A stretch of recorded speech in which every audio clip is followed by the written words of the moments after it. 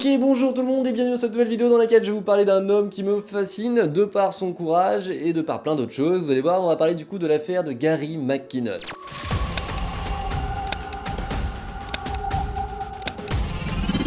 Ok, donc si vous avez vu la dernière vidéo qui parlait d'Eisenhower et de sa fameuse 3 réunions avec des aliens, vous avez potentiellement retenu le prénom de Gary McKinnon, l'un des plus grands hackers de ce monde, en tout cas l'un des plus grands hackers que l'histoire ait retenu, qui nous aura fait des révélations concernant les ovnis et les aliens, ouais.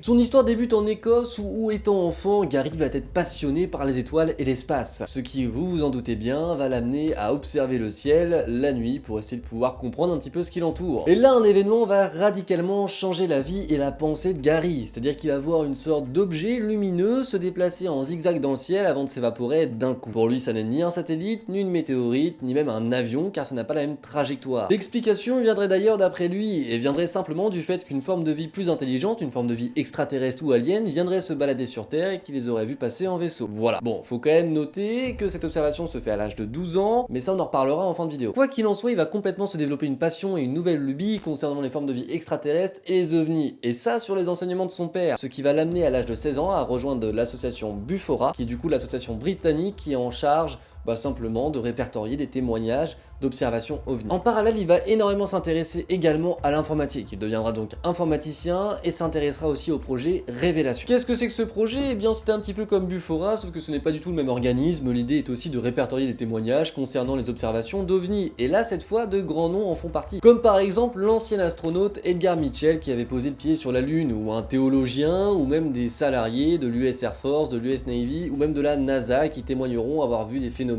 un petit peu étranges dans le ciel qui n'arrivent pas à expliquer par des solutions rationnelles. Peut-être, je dis bien peut-être si ça vous chauffe, qu'on reparlera du coup de l'astronaute Edgar Mitchell dans une vidéo dédiée, on verra. En tout cas, là, c'est pas le lieu. Bon, ok, là on a planté le décor et on en sait un petit peu plus sur le personnage. On peut dire que c'est un informaticien, fan d'ufologie et du coup potentiellement d'aliens. De plus, c'est une époque où il y a pas mal de mythes et de doutes autour des institutions américaines qui seraient souvent, en tout cas d'après la presse et d'après les histoires médiatiques, mêlées aux histoires d'ovnis et d'aliens. Alors notre cher Gary va consacrer 2 années de sa vie à jouer le pirate informatique pour essayer de hacker les plus grandes institutions américaines dans le but de faire la lumière concernant les histoires d'aliens qui seraient caché par ce gouvernement. Il va du coup hacker le site de la NSA, du coup de la NASA, ou encore du Pentagone pour ne citer que ces 3 là. Bien entendu, pour réussir à atteindre ce niveau-là, il va devoir hacker plus d'une base de données. Mais comment est-ce qu'il a réussi cette prouesse? Comment est-ce que ce petit génie de l'informatique a pu réussir à rentrer dans les sites les plus importants du coup du pays américain à ce moment-là? Eh bien, ça va passer par du social engineering. En fait, il va réussir à récupérer des informations de connexion sur un site militaire mal protégé, et après il va réussir à accéder là où il veut par un travail de fourmi. C'est un petit peu comme s'il rentrait comme laveur de carreaux au Pentagone et qui finissait comme étant président des États-Unis. On rentre par la petite porte, on fait pas vraiment de bruit, et on monte petit à petit les échelons en faisant croire que l'on est quelqu'un que l'on n'est pas, tout comme Lupin d'ailleurs. Il ne pouvait simplement pas se dire tiens, je vais essayer d'hacker directement le site de la NSA ou de la CIA. Il fallait qu'il commence par plus petit, déjà pour commencer à cause de sa connexion internet qui était beaucoup, mais alors beaucoup plus faible qu'aujourd'hui. Faut savoir qu'aujourd'hui on est quand même en fibre, à l'époque c'était pas du tout ça quand même, d'autant plus qu'il était en Angleterre, avec les États-Unis c'était pas la porte à côté. En soi c'est une technique de maître, très sincèrement, franchement c'est super fort.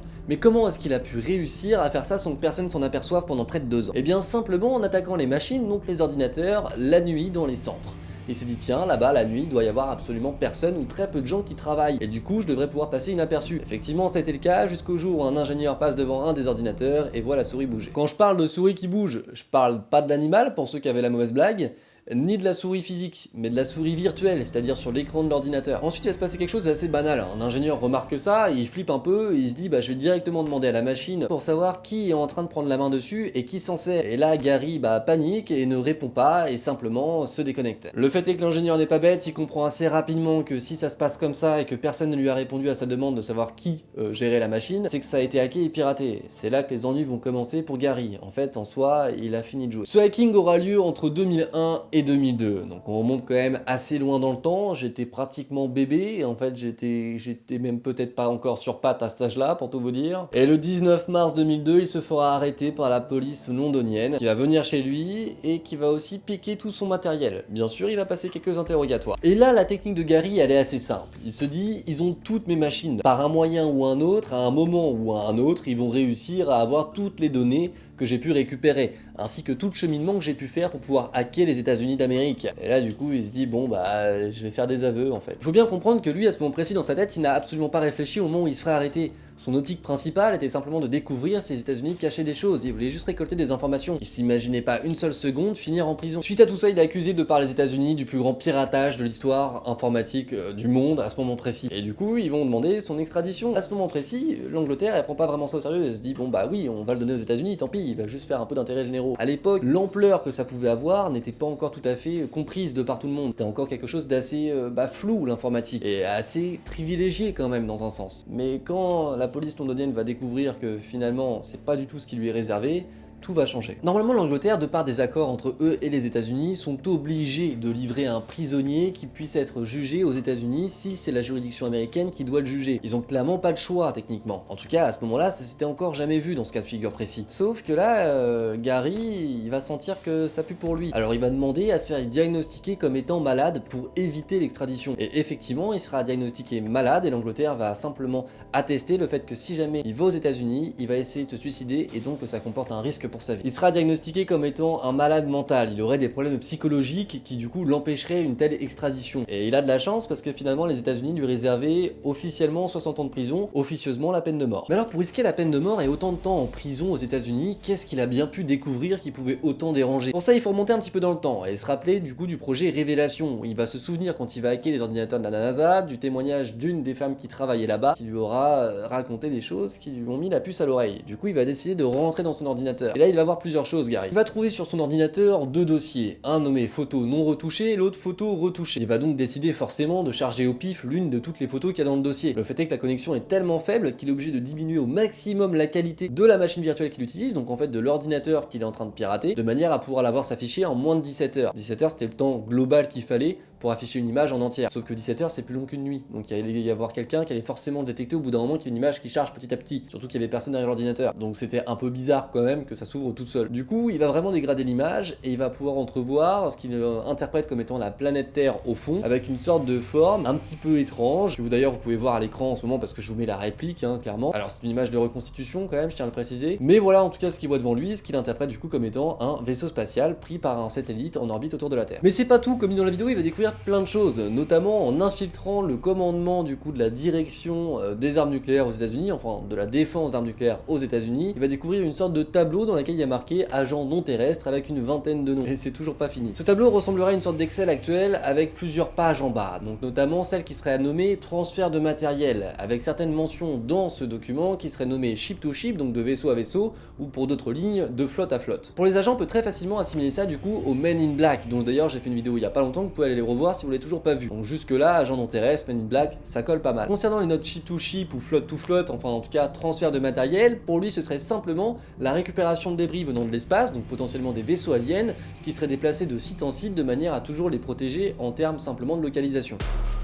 Bon, ok, alors maintenant analysons un petit peu plus l'histoire de Gary et ce qu'il nous raconte, parce que ça devient quand même très gros. Remontons un petit peu dans le temps. Gary a 12 ans quand il voit un phénomène ovni dans le ciel. Le fait est que son père, lui aussi, décrit en avoir vu plusieurs un petit peu avant que Gary fasse, lui, son témoignage. Est-ce que son père a pu biaiser et influencer la vie de Gary? Bien sûr. Je m'explique, un enfant a toujours, en tout cas je pense, toujours besoin d'un modèle, quel qu'il soit, un proche, un ami, une star ou qui que ce soit. Je sais pas si c'est très clair comme histoire, mais en tout cas vous allez voir où je veux en venir. Peut-être que Gary a pris comme modèle son père.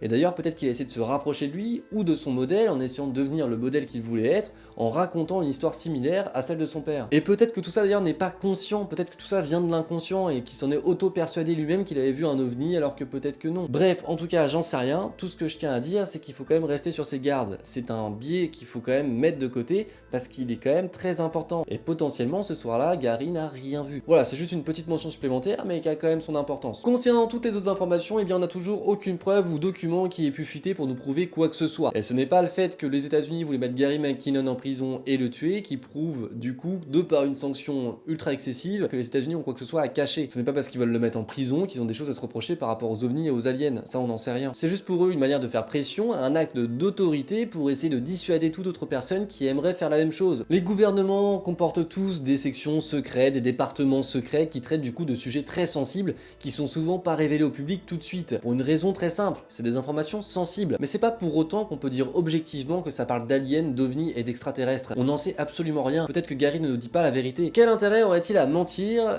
C'est la prochaine question qui doit suivre et qui est quand même très importante. Parce que si c'est le cas, bah il faut quand même qu'on arrive à comprendre pourquoi. Le fait est que j'en sais rien, je suis pas dans sa tête, je sais pas comment il réfléchit le bonhomme. Donc malheureusement, je sais pas vous dire pourquoi est-ce qu'il mentirait. Mais le fait est que baser son avis et du coup créer une certitude sur quelque chose qui ne comporte aucune preuve, ni document, ni rien, c'est pas vraiment très intéressant. Se créer un avis, une pensée, s'y intéresser, très sincèrement, oui, pourquoi pas, il faut le faire, il faut avoir connaissance du truc pour essayer de se faire un avis. Par contre maintenant, en faire des déductions et des affirmations, là attention, parce qu'on n'a pas de preuves, du coup on ne peut pas le faire. D'autant plus qu'il a été diagnostiqué comme ayant des troubles mentaux, alors est-ce que c'est un véritable coup de maître pour éviter du coup la peine de mort et la prison, ou alors est-ce que c'est une réalité? On pourra jamais répondre à cette question malheureusement. Mais encore une fois, je ne dis pas que les extraterrestres n'existent pas, qu'ils ne nous auront jamais visités, je n'en sais rien, tout ce que je vous dis c'est de rester prudent par rapport aux informations que qui que ce soit vous donne, à commencer par les miennes. Ne croyez pas aux aliens simplement en regardant mes vidéos, intéressez-vous à l'espace, aux sujets qui touchent à la science, et là peut-être que vous découvrirez de nouvelles choses. En attendant, j'adorerais que toutes les informations qui est données soient vraies, et j'espère très sincèrement que ce sera le cas un jour et qu'on pourra le prouver.